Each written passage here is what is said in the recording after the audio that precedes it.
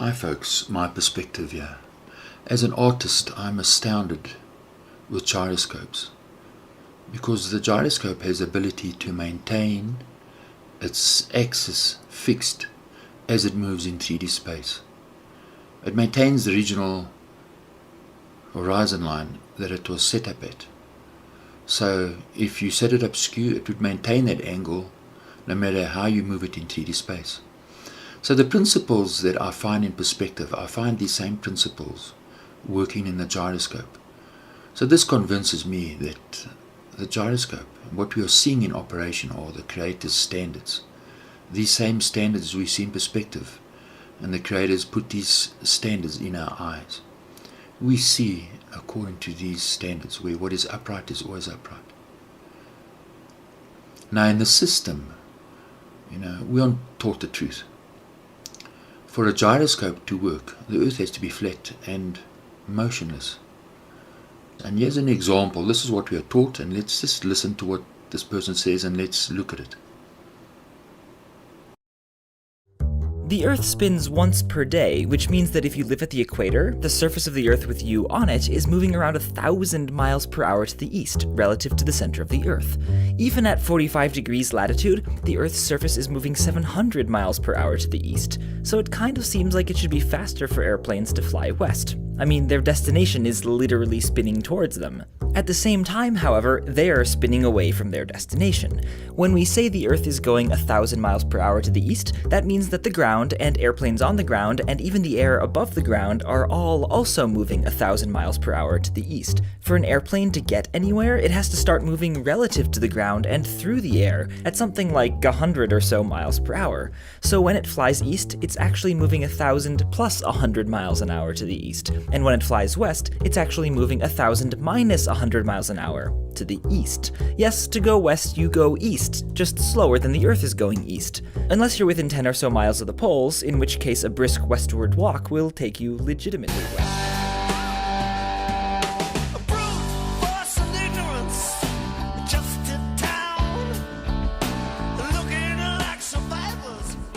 Let's put what this person said into practice. An aeroplane is flying easterly.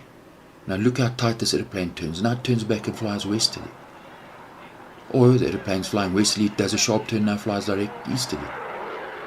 What will happen?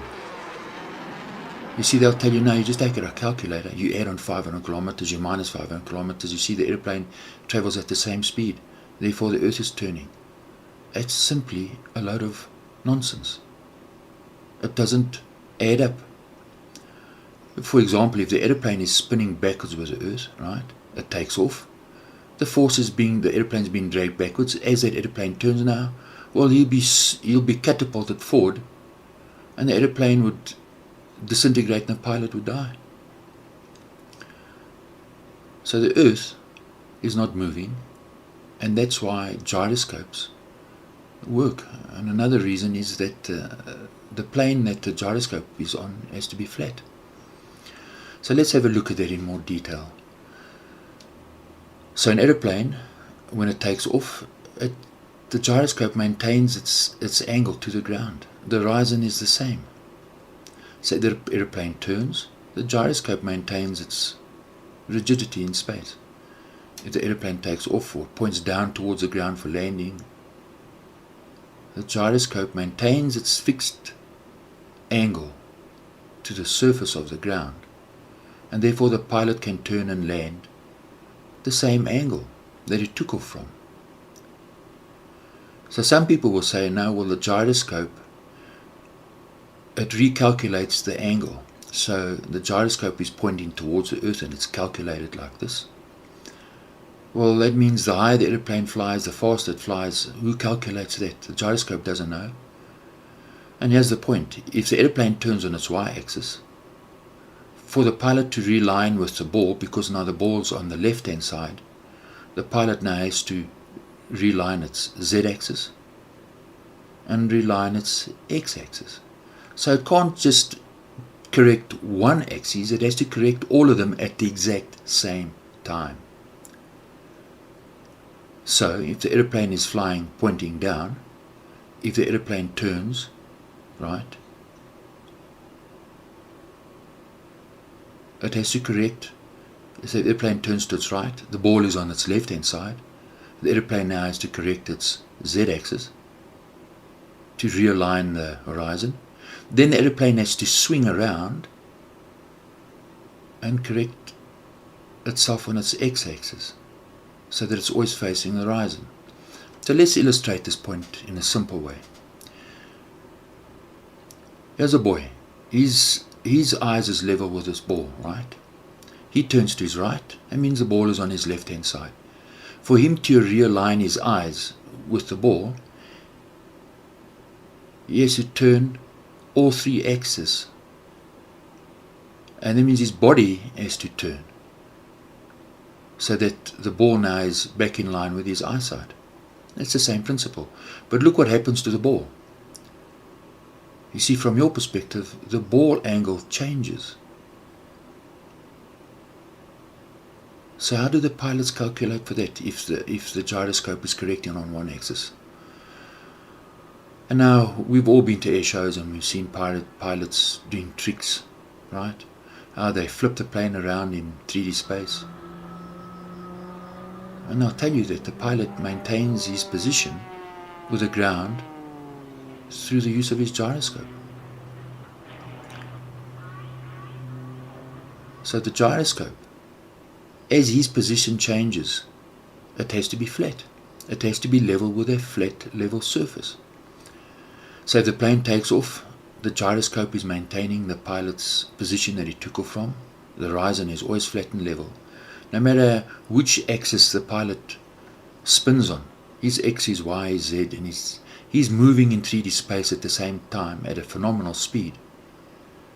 He always comes back and he's relying on his gyroscope, that the horizon is true. All he worries about is the horizon. It tells you that the Earth is flat. The pilot doesn't have to rearrange all three axes on the gyroscope. It tells you it's flat. It's as simple as that. It has to be flat and motionless for a gyroscope to work. Its position cannot change and the angles cannot change on one axis. So a buoy now, for example, if he's on a flat surface, he turns to his right, the horizon is still in front of him.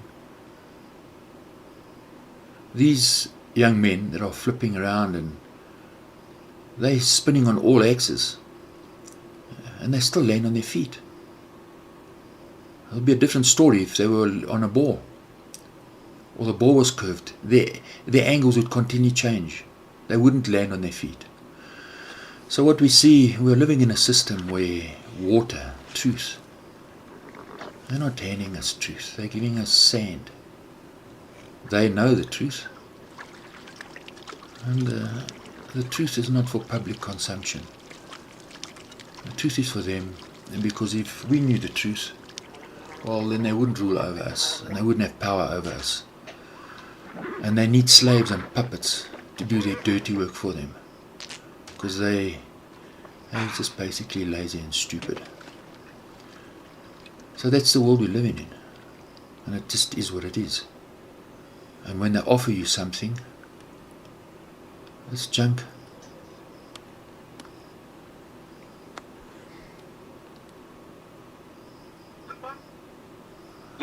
This is what this is. It's lip gloss. Useless. So in the system, if you pay attention, they've got us going round and round. It's the same old, same old. You see, do we open our eyes and do we look? The North Pole with Santa. So you've got you going around and around. It's the same old, same old.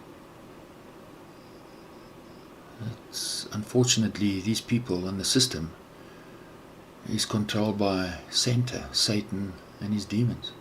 These are Baal poles, sacred poles, and we know what they represent. It's the same old, same old. So, although we're crying and groaning over the wicked things we see in this wicked system, we don't need to be discouraged, because the same way as the gyroscope is steady, it stays fixed. So the system will have you spinning around that you don't know your left from your right, your top from your bottom. That's the aim of the system. It's to disorientate you so much, because then you need them. But Jehovah, the Creator, has given us His Word, the Bible. And that's our gyroscope, mentally, emotionally, and morally. If we read the Bible and we apply what it says, we become stable, despite this wicked system. And if we look and we think, we'll see the Creator staring back at us. As we read His words, we see His eyes looking back at us. We know He cares for us. My favorite scripture in the Bible is Daniel 2 verse 44. It says that very soon, when Jesus returns in kingdom power, He will remove all the governments, all the organizations, all the criminal aspects in the system. And Jesus will rule as king. And then there will be real peace. And we will receive an education that will astound us. So it's good news. And so I can't wait for God's kingdom. So cheers and thanks for watching.